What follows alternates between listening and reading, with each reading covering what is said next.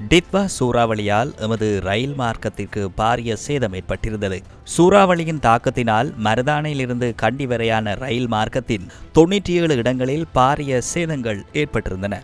அவற்றில் 92 இடங்களின் மீள் புனரமைப்பு பணிகள் தற்போது முழுமையாக நிறைவடைந்துள்ளன. ரம்புக்கனையிலிருந்து கடுகண்ணாவை வரையான எஞ்சிய 5 இடங்களில் 4 இடங்களின் அபிவிருத்தி பணிகள் வெற்றிகரமாக முன்னெடுக்கப்பட்டு வருகின்றன. தற்போது பகல கடுகண்ணாவை பகுதியின் மறுசீரமைப்பு பணிகளே எஞ்சியுள்ளன.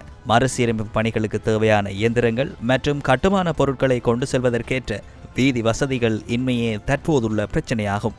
இதேவேளை பேராதனை கருப்பு பாலத்தின் பணிகள் தொடர்ந்து முன்னெடுக்கப்படுகின்றமையினால் கண்டியிலிருந்து பேராதனை வரையான ரயில் மார்க்கமும் தற்போது மூடப்பட்டுள்ளது. இந்த நெருக்கடிக்கு தீர்வாக ஒரு ரயில் என்ஜினையும் 2 ரயில் பெட்டிகளையும் பிரதான வீதி வழியாக கொண்டு செல்ல வேண்டிய நிலை ஏற்பட்டது. இதற்கமைய நேற்றிரவு இந்த விசேட நடவடிக்கை ஆரம்பிக்கப்பட்டது. இதற்காக விசேட லோபெட் ரக லொரிகள் பயன்படுத்தப்பட்டன. தற்போது இந்த 2 ரயில் பெட்டிகளும் பேராதனை ரயில் நிலையத்துக்கு கொண்டு செல்லப்பட்டுள்ளன. எதிர்வரும் நாட்களிலும் ரயில் என்ஜினையும் இதேபோன்று பிரதான வீதி வழியாக கொண்டு செல்வதற்கு திட்டமிடப்பட்டுள்ளது. இந்த வருட இறுதிக்குள் மலேக ரயில் மார்க்கத்தை வழமை போன்று மீண்டும் சீர் செய்வதே இந்த விசேட நடவடிக்கையின் நோக்கமாகும்.